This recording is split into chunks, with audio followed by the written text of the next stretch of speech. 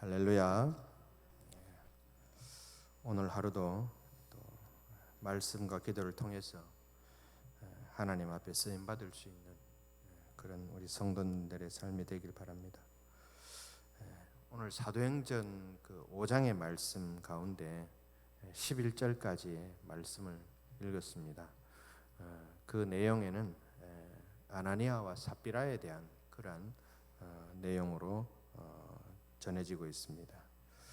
그래서 아나니아와 삽비라는 이 부부는 돈을 감추고 하나님을 속이려 했다가 죽음을 당한 그런 대표적인 그런 인물들입니다. 이것을 통해서 하나님은 속지 않으실 뿐만 아니라 하나님의 것을 가로채는 그런 죄인에게는 준엄한 그런 형벌이 있다라는 것을 오늘 말씀을 통해서 알 수 있게 됩니다.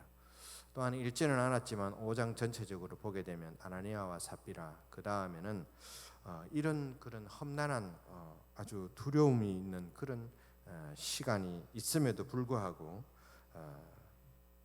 충격적인 사건이었죠. 그럼에도 불구하고 예수님을 증거하는 것에서는 이 사도들이 흐트러짐 없이 열심을 다하는 그러한 모습들이 계속해서 일어나고, 그리고 계속해서 사도들은 핍박을 받고, 그리고 옥에도 또 들어가고, 그러한 상황 가운데서도 사도들에게 기쁨이 있다라는 것을 계속해서 전하면서, 그러한 기쁨 가운데서도 사도들이 계속해서 예수 그리스도를 증거하는 그러한 모습들로 5장 전체적으로 말씀이 나누어지는 것을 볼 수가 있습니다. 그리스도인들 가운데서는 보통 많은 사람들이 그런 이야기를 나누고 있습니다. 하나님의 백성들은 사명이 끝나기 전에는 죽지 않는다 이렇게 말하고, 또 어떤 분들은 사명을 다 했다 이렇게도 말하는 그런 성도들을 우리가 볼 수 있습니다. 사명이 끝나면 우리는 죽음을 맞이한다, 그러한 말씀입니다. 그래서 우리가 살아가는 그날까지 우리는 사명을 감당하고 살아야 한다 이렇게 말씀을 드릴 수 있습니다. 그렇다면은 우리가 그 반대로 신중하게 또 다뤄봐야 할 것이 바로 오늘 이 아나니아와 삽비라의 이야기입니다. 우리가 살아가는데 하나님께서 우리 자신을 도구로 우리를 사용하지 않았다, 사용하지 않는다면은 어떠한 상황이 일어날 것인가, 그거에 대해서 우리는 한번 생각해 보셨는지 모르겠습니다. 하나님께서 우리를 사용하지 않으신다면 우리는 조금 전에 말씀드린 대로 사명은 없는 것이고, 그것으로 인해서 우리는 죽음을 맞이한다는 것을 말씀드릴 수 있습니다. 오늘 읽은 본문 가운데는 우리가 너무나도 안타까운 그러한 모습의 부부를 봅니다. 이들은 도저히 하나님께서 쓰실 수 없는 그런 존재들이 되고 말았다는 것을 오늘 말씀 가운데서 볼 수가 있습니다. 이들에게는 이제는 사명도 없고 그것으로 인해서 곧장 죽음을 맞이하는 그러한 모습을 우리는 봅니다. 그리고 또 이 아나니아와 삽비라 이렇게 말하면은 이름까지 언급이 된 거죠. 그래서 이들은 영원토록 성서가 없어지는 그런 건 없죠, 그죠? 인류가 멸망하는 그 순간까지 아나니아 삽비라는 불명예스러운 그러한 죽음을 맞이한 그런 주인공이라는 것을 우리가 또한 알 수가 있게 됩니다. 왜 이렇게 불명예스러운 죽음을 맞이하게 됐을까요? 오늘 읽지는 않았지만은 바로 앞장에 있는 4장 32절에서 37절 말씀에 보면은 그러한 이야기들이 나옵니다. 바나바라는 그런 존경받는 사람이 자기 밭을 팔아서 그 값을 사도들의 발 앞에 둔 것을 봅니다. 그리고 또한 그 32절에서 36절 말씀 그러한 내용에 보면은 모든 물건을 서로 통용한다고 나오고, 또 조금이라도 자기 재물이라고 하는 자가 없다 그렇게 이야기를 합니다. 그리고 밭과 집이 있는 자는 팔아 그 판 것의 값을 가져다가 사도들 발 앞에 두었다, 이런 말씀들로 쭉 이어져 옵니다. 그래서 가만히 생각해 보니까 아나니아 삽비라는 이 37절 말씀, 4장 37절 말씀에서 전하는 이 바라바라는 그런 사람, 이 바라바라는 사람은 존경받는 인물이었는데 그 사람이 자기 밭을 팔아서 그 값을 가지고 사도들 발 앞에 두는 그러한 모습을 볼 수 있습니다. 그것을 보았을 때 아마도 이 부부도 이런 것을 보고 아나니아와 삽비라는 도전을 받지 않았을까.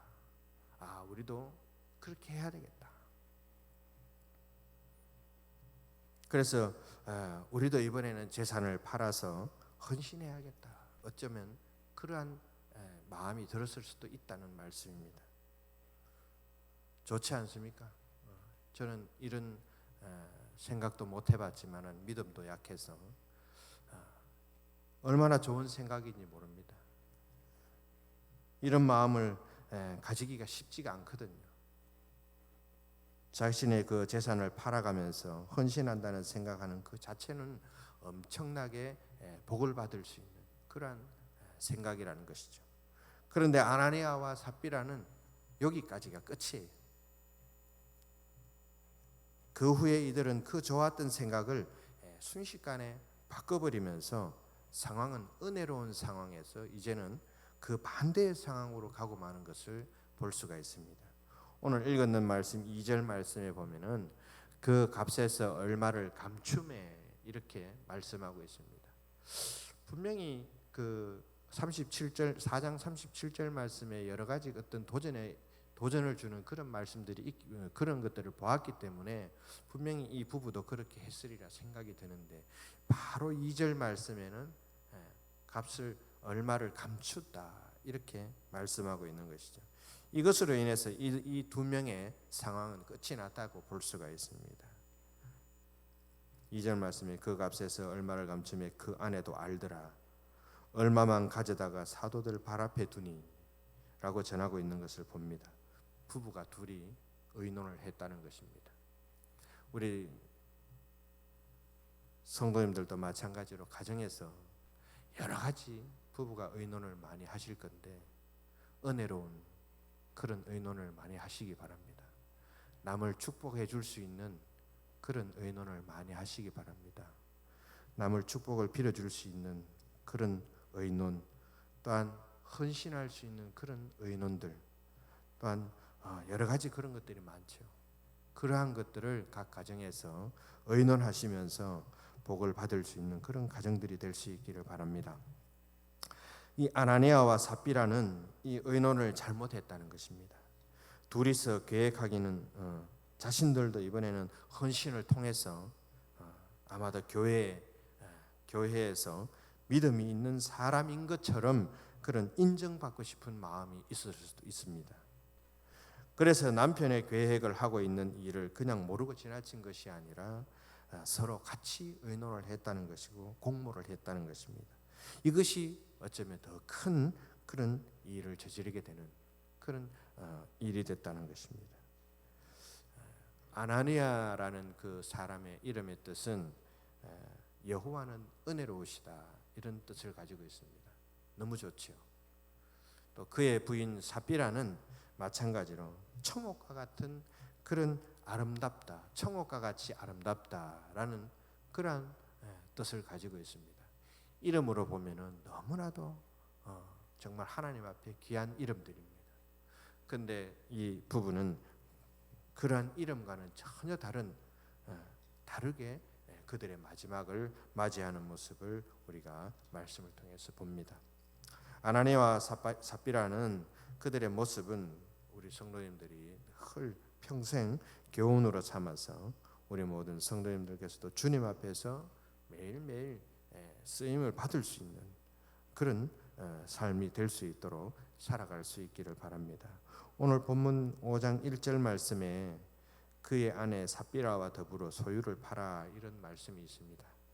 그런데 원문 성경에 보니까 거기에는 그의 아내 삽비라와 그 앞에 그러나라고 붙어 있습니다. 그러나 그렇게 해석이 되어 있더라고요. 근데 그러나라는 것이 붙어 있다면은 이것은 바로 앞의 내용과는 어쩌면 다른 어떤 일이 있었다라는 것을 우리가 암시해 주는 어떤 그런 내용이라고 볼 수가 있습니다.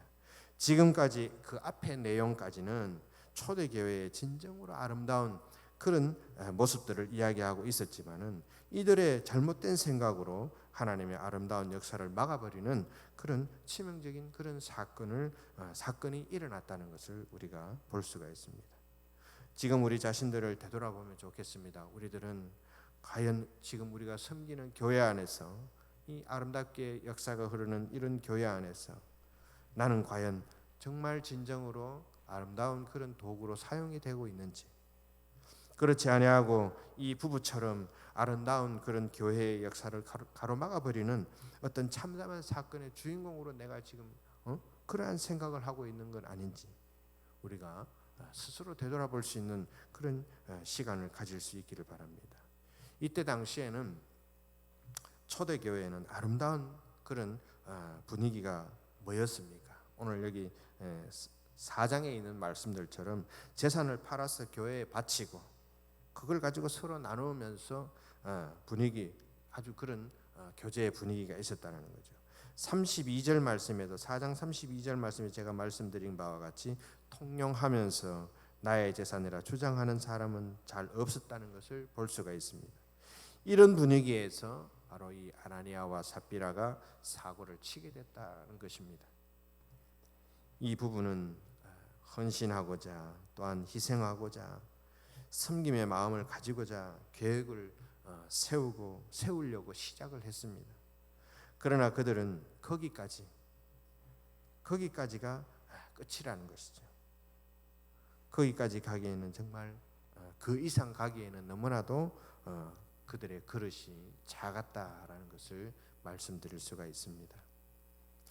오늘 이 말씀을 보게 되면 이들은 교회 생활하는 그런 성도들은 맞는 것 같습니다. 교회 생활하는 성도들은 맞습니다. 그들에게는 그러나 그만큼의 믿음이 없었다라는 거예요. 실제로는 그런 믿음의 사람이 아니었지만은 그렇게 보이기를 원했다는 것을 우리가 말씀을 찾아볼 수가 있습니다. 현재 우리 한국 많은 교회 안에도 이런 사람들이 많이 있지 않을까 생각을 해봅니다. 그저 눈에 보이는 것에 집중하고 또한 남들의 보이는 그 시선에 집중하여서 그것에 그냥 잘 보이려고 하는 나는 신앙을 이렇게 가진 사람이다라는 것을 보여주기 위해서 교회에 다니며 헌금하는 그러한 사람들도 많이 있지 않을까 생각을 해봅니다. 주님을 구주로 믿으면서 거듭난 하나님의 백성이라면 누구나 헌신할 마음과 희생할 마음 그리고 섬김의 마음을 가지고 있는 것은 당연한 것입니다. 내가 헌신해야 되고 희생해야 되고 섬겨야 한다는 것을 인식하고 있다는 그러한 말입니다. 그래서 우리 성서중앙교회도 마찬가지지만 우리나라의 교회들은 아름답게 유지가 되고 있는 교회들이 많이 있다는 것이죠. 그리고 또한 이런 온전한 헌신과 온전한 희생 그리고 온전한 섬김은 아무나 가질 수 있는 것이 아니라는 거예요. 교회마다 요즘 그래서 이러한 온전한 믿음의 삶을 살아가는 그런 성도들을 찾아보기가 쉽지가 않다는 말씀입니다. 이것이 우리 한국교회의 현실일 수도 있다는 말씀입니다. 아나니아와 삽비라가 하나님께 쓰임받지 못한 이유가 바로 여기에 있는 것입니다. 그들의 마음속에는 이런 순수한 믿음과 순수한 그런 동기가 없었다는 그런 말씀입니다. 오직 나의 주위의 사람들에게 어떤 평가를 받을 것인가 그거에 집중되어 있다는 말씀입니다. 그러다 보니까 하나님께서 우리의 중심을 보신다는 그 말씀을 잊어버린 채 신앙생활을 하고 있는 아나니아와 삽비라였다는 것을 볼 수가 있습니다. 내가 대단한 사람도 아닌데 또한 대단한 사람인 것처럼 평가받고 싶어하고 내가 훌륭한 믿음의 삶을 살고 있지 않는데 내가 훌륭한 믿음의 삶을 사는 것처럼 평가받고 싶어하는 그런 성도들이 있다라는 것을 볼 수가 있습니다. 또한 그렇게 평가받고 싶어하는 그러한 성도들이 계속해서 많아지는 것을 또한 느낄 때도 있다라는 것입니다. 이러한 그릇이 작은 자들에게는 이러한 것들이 목적이 되는 거예요. 그래서 이러한 것들이 목적이 되다 보니까 결국에는 죄를 짓고 마는 그러한 모습들을 볼 수가 있습니다. 오늘 이 자리에 앉아 계신 우리 성도님들 마음속에는 교회를 사랑하고 주님을 위해 헌신하고자 하는 마음이 다 있으리라 믿고 있습니다. 그러나 한 가지 꼭 알아둬야 할 것은 내가 그렇게 대단한 사람은 아니다라는 거예요. 그것을 기억했으면 좋겠습니다.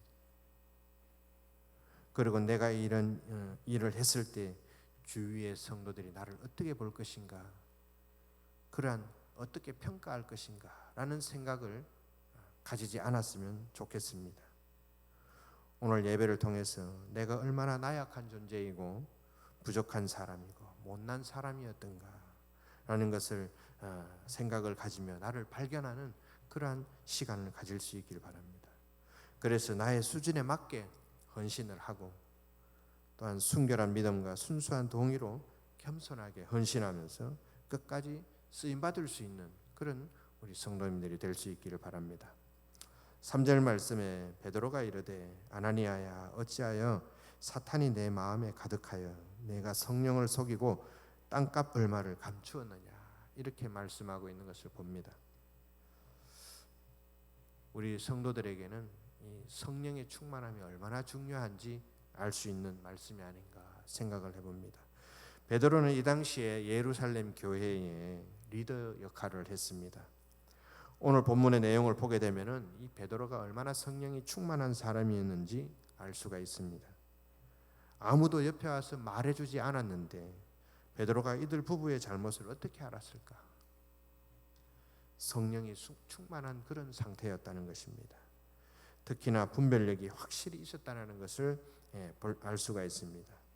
그래서 이런 죄악을 곧바로 발견하고 지적하는 그러한 모습을 볼 수가 있습니다. 3절 말씀에 사탄이 내 마음에 가득하다라는 것을 말하고 있습니다. 성령이 충만한 것이 아니고 사탄이 충만하다는 거죠. 이러한 아나니아의 영적 상태에 있었기 때문에 그 마음에는 질투심도 있고 또 여러 가지 사로잡혀 있는 여러 가지 위선들 그러한 모습들을 많이 볼 수가 있는 그런 영적 상태라는 것입니다. 그래서 급기야 성령을 속이고 땅값 얼마를 감추는 짓을 과감하게 할 수 있다는 것을 볼 수가 있습니다. 주석을 찾아보면은 거기에 초대교회의 여러 가지 상황들이 나오는데 거기에 보면 모든 사람이 다 재산을 팔아서 교회에 바친 것이 아니었습니다. 그리고 또한 재산의 일부만 팔아서 바쳤어도 그 누가 왜 당신은 그것밖에 안 했냐 이렇게 말하는 사람은 없었습니다. 그러나 진짜 이번에 문제가 된 것은 무엇이냐 하면 이들 부부가 땅값의 일부만 바쳤어가 아니라는 거예요. 일부분만 바쳐놓고 전부를 바쳤다라고 거짓말을 했기 때문이라는 것입니다. 그래서 베드로가 계속 지적하는 것은 어찌하여 이 일을 내 마음에 두었느냐 라고 계속해서 이야기하고 있는 것을 볼 수가 있습니다. 교회를 속이고 기만해도 아무 문제가 없는 것처럼 무덤덤해지는 그들의 부부의 마음이었다는 것입니다. 그들의 신앙이었다는 것입니다. 그래서 그것은 바로 살아계신 하나님을 속였다, 기만했다라는 것을 말씀드릴 수가 있습니다. 이들 부부에게는 그래서 진실된 마음이 없었다라는 것을 우리가 알 수 있게 됩니다. 교회를 무시하고 자기들 마음대로 행동해도 된다라는 것을 이들은 생각을 했다라는 것입니다. 오늘 본문 가운데 가만히 보게 되면은 6절 말씀에 젊은 사람들이 일어나 시신을 싸서 메고 나가 장사했다고 이야기를 합니다. 그리고 10절 말씀에도 오늘 읽었는 말씀에 젊은 사람들이 또 시신을 그의 남편에게 가서 장사했다는 것을 말씀을 하고 있습니다. 자, 그렇다면은 이들은 분명히 어떤 베드로와 함께 성전 안에 있었다라는 것을 우리가 생각해 볼 수도 있습니다. 아나니아는 베드로와 여러 성도들이 함께 있는 이 성전 안에서 거짓을 했다는 것입니다. 거짓을 고했다는 것이고 그 후에 삽비라가 성전 안에 왔다는 것이지만 그것 또한 마찬가지로 거짓을 고했다는 것을 볼 수가 있습니다. 이들 부부는 성전 안에서 이런 거짓을 저지르는 것을 보게 됩니다. 예배의 자리에서 하나님을 속이고 또한 그것으로 인해서 하나님께 심판받는 모습들을 우리가 볼 수가 있습니다. 성전이라는 것은 진실되어야 하는 곳입니다. 또한 온전한 마음으로 드려지는 곳이 바로 이 성전이에요. 세상의 욕심과 거짓들이 난무한 곳이 성전이 아니다라는 것이죠. 그래서 우리 성도님들께서도 이 성전을 목숨보다 귀하게 여길 줄 알아야 하는 것입니다. 우리 성도님들 11절 말씀에 보면은 온 교회와 이 일을 듣는 사람들이 다 크게 두려워하니라 이렇게 말씀하고 있는 것을 볼 수가 있습니다. 우리 성도님들도 성전에 있는 이 성전이 두려운 자리가 되어야 한다는 것을 우리 성도님들이 믿고 있어야 할 줄로 믿습니다. 3절 말씀에 베드로가 얼마나 감추었는지 물어보는 내용이 있습니다. 이 내용 가운데 충분히 용서를 받을 수 있는 그런 시간도 있었다라는 것을 볼 수가 있습니다.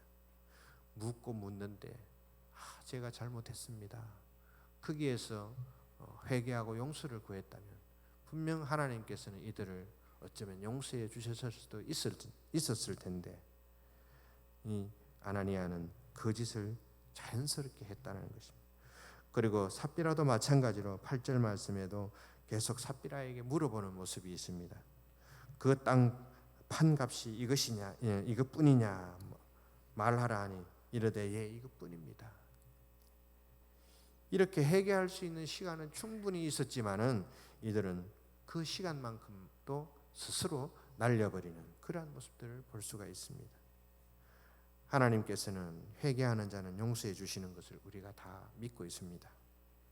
용서받을 수 없는 큰 죄를 지었다 할지라도 진정한 하나님께 진정한 회개를 하며 뉘우치게 된다면 분명 하나님께서는 용서해 주신다는 것입니다. 그러나 이들은 전혀 흔들림 없이 당당하고 침착하게 거짓말하는 것을 우리가 느끼게 됩니다.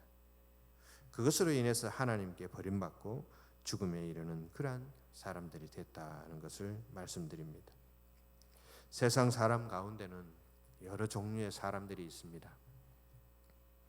하나님께 쓰임받지 못하는 사람이 있고 하나님께 처음에는 쓰임받았다가 그 후에 쓰임받지 못하는 사람이 있습니다. 그리고 또 어떤 사람은 처음에 하나님께 쓰임받았다가 중간에 떠났다가 다시 돌아와서 또 하나님께 쓰임받는 사람이 있습니다. 그리고 또 한 사람은 또 한 어떤 종류는 처음부터 끝까지 계속해서 쓰임받는 사람이 있습니다. 우리 성도님들께서는 어떤 그런 종류의 사람이 되어야 하겠습니까?